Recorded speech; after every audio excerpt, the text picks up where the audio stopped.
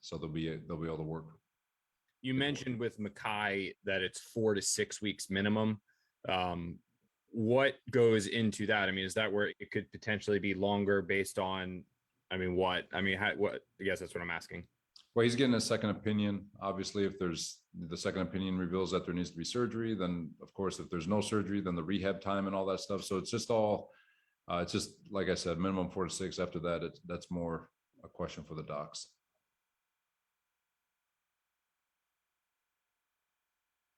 Can you just confirm that it was a dislocated kneecap? Yeah, from my understanding, I don't want to get into all the terminology. It's like reading Chinese, but there was a dislocation of the kneecap, but everything else seems to be intact. And does it? I mean, obviously, you've got a couple of veteran tackles there. I mean, does that make it this a little easier for you to should it make it easier for you to adjust because these guys have been around and know what they're doing?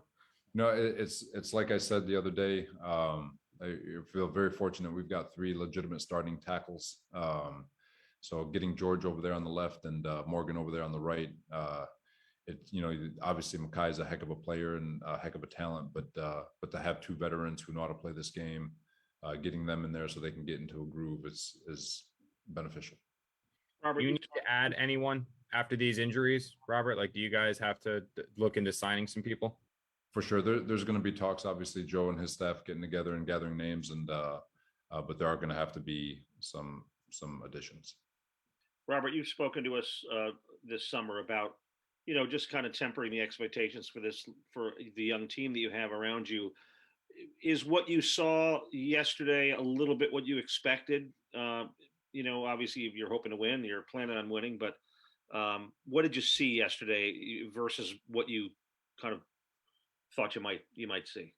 There was I thought overall in the first half, what you just saw was a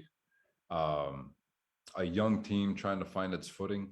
There's so many small little errors that were made throughout offense, defense, and special teams, even from coaching decisions and all that stuff. So just little things here and there that all the way across the board. And but got into the locker room, talked through it all, made the adjustments that needed to be made, both from player, coach, all of it. And you just saw a better second half.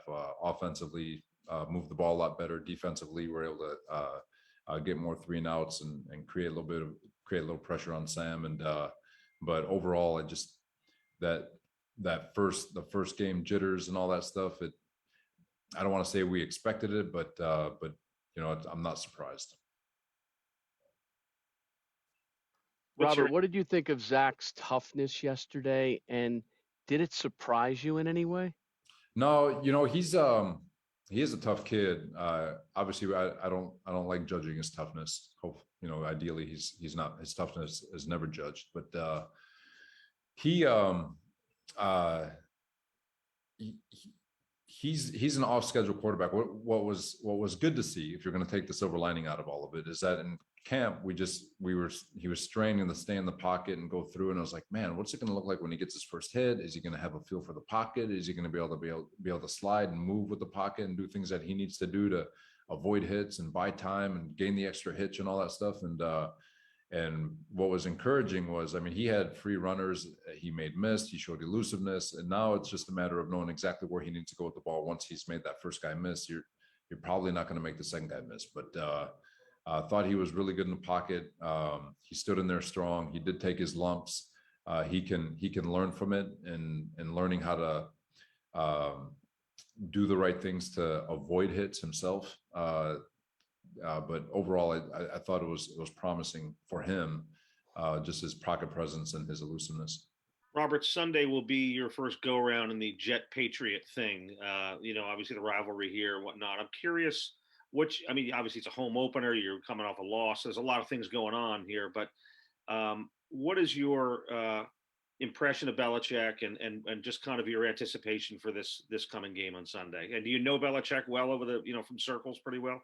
No, I don't know him. I know of him, obviously. I think the whole world does, but he's one of the greatest of all time. His his schemes, his personnel decisions, all of it has withstood the test of time. He wins he's won many different ways. He's won without a quarterback. He's won with quarterbacks. He does it all.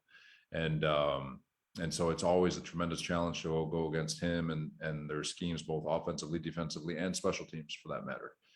So it's going to be a tremendous challenge. And just obviously whenever, I mean, God, he's been coaching the Patriots since I started coaching. So just to watch his legacy grow and the coach that he is, it's an honor to share the same field as he does, as him. Sorry, just as a quick follow on that. I mean, you came here as a defensive, you're a defensive coordinator by trade. Your last job. What's your respect level for him for the things just the defensive mind he is, and how difficult is that, and the things he does for a rookie quarterback, for example? He's just through his knowledge, like he's to take a piece from him, just his understanding of offensive protection systems and all that stuff is just he understands it like an offensive coordinator would. So because his understanding of protections, he's able to attack protections better than all defensive coordinators for that matter. But and it's something that he is always doing schematically. He is always attacking protections. He's always putting you in disadvantage at a disadvantage with regards to your whole protection system and the looks behind it. Because of the way he's manipulating protections is very hard for the quarterback. So there's a lot of film study. There's a lot of trust that has to happen. There's a lot of communication that needs to happen. But understand that every single down, first, second, third down, doesn't matter. He is finding ways to manipulate your protection to get you in a position where the quarterback's at a disadvantage. So respect the heck out of it. It's hard to go against, and it's going to be a great challenge this week to prepare against it. Thank you, Robert. We talked a lot throughout training camp, obviously, about the struggles in pass protection. But the one thing that you guys were able to do throughout the summer was run block. Was it alarming that the run game was never able to get going? I think you guys averaged like 2.6 yards a carry, and a couple of those, those numbers were even embellished some by a chunk play there by Ty. I'm not going to say alarming. It's disappointing because we expect to come out and run the ball, but again, collective effort. There was things that we hadn't done that showed up in the game that are easily fixed, from the back's track on an outside zone scheme to the double team reach blocks, the cutoff blocks, all the different things that we've been really good at this whole entire training camp and preseason in games just showed up. And it's not something that we're going to hit the panic button on, but it's something that we're going to go to the tape on, learn from it, trust what we've done. I thought the backs had a great week of running the football in practice, and it just didn't quite show up the way we wanted to. Same thing with the offensive line. I thought they were doing a great job with their technique and execution throughout practice, and it didn't show up. But I don't think it's indicative of what this group is capable of. It's just something that we've got to learn off of. With some of the pass protection issues, how much is it having a rookie quarterback who's in his first game and is maybe seeing some fronts that he's never seen before, or maybe making a wrong read, or not diagnosing things quickly enough? How much of it could be just to inexperience? I'll flat out say, like, I'm standing by it, especially after watching the tape, and I get grades get floated around and all that from people who aren't in the scheme game planning sessions, but it's a collective. Protecting the quarterback is a collective thing. It is not one position group's job to protect the quarterback. The coordinator's got to protect the quarterback. The O-line's got to protect the quarterback. The receiver's got to protect the quarterback, and the quarterback needs to protect the quarterback. And so if you took, 20 some odd pressures that we had on the quarterback, I promise you, if you divvied that up on who was responsible, you guys would see a clean divide amongst all the different position groups and even coaches. And so we've got to do a better job with the way we, 1, plan, 2, communicate, 3, execute our technique, but 4, trust. Quarterback has to be able to trust what he sees. Quarterback has to be able to make the right reads. Quarterback has to have a consistent set in his drop. O-line has to be able to communicate, execute their technique, trust one another. The backs have to execute. The receivers have to execute. All of them. They all took turns on each of those pressures. Everyone took turns on those pressures, and coaches not excluded to this. And it's just something that we all got to do, to obviously get better at. Robert, what did the Robert, fight you showed in the second half and the improved performance tell you about your ball club? Same thing I said yesterday. This is a group that we're going to be in a ton of one-score games in the fourth quarter. That's just the NFL, right? I mean, most games are decided in the fourth quarter. It's the way I've always explained games is the first quarter is about the game plan. The second quarter is some minor change-ups. The third quarter is what you've changed at halftime. And then the fourth quarter, all the chips are on the table. Everybody knows what everyone's doing. Everyone knows what everyone's checks are. They know the communication that's being made. So now it comes down to precision, detail, technique, and execution at the highest level. And that's what fourth quarters are about. There's no magic elixir. There's no magic play. It's about execution because, like I said, by then all the calls are on the table. Defensively, your scheme has been exposed. Offensively, you've shown your hand, and it comes down to execution. And so we're going to get these opportunities again. We're in the fourth quarter. We're in a one-score game. Offense scored. Defense has got to get off the field. We had a 4th and 1 opt to get off. Missed it on the jet sweep. They end up going to score 3 points. Offense goes down, scores again. We need to get off the field on a 4-minute situation. Carolina captures the edge and gets first down. But throughout that fourth quarter, execution has to be at its highest level, and we've got to make plays to close the door. And we had our opportunities, didn't quite get it done, but we're going to see those opportunities again. And these are professional football players. They're not going to quit. I've yet to be on a team that's ever quit. I don't think I've ever seen it. Do things get away from people sometimes? Yeah. And, the narrative wants to get pitched that a player quit. I don't think I've ever seen a player quit, regardless of the score. But what I will tell you is that we're going to have these opportunities again and often. And how we execute is going to be the difference between winning and losing. Is Robert, it worse when you have a couple more questions for Coach? A couple more questions for Coach. Is it worse when you have, like you kind of mentioned, like it's not just the offensive line, right? You said it's some of the running backs, it's some of the reads, it's the protection, it's coaching. Is it better when you can say like, okay, it's just one thing and then you can fix that one thing, but saying that it kind of seems like everyone's failing to pass protect. Like, is that worse? It's a good question, Connor. I don't know if it's worse because it's always one, right? It happens on in all 3 phases. It's one mess up here. It's like collectively, but the teams that operate at the highest level are just boom, boom, boom. You're operating at that level. But yeah, you could always say it'd be great to say, well, clearly it's just one person. Let's fix it.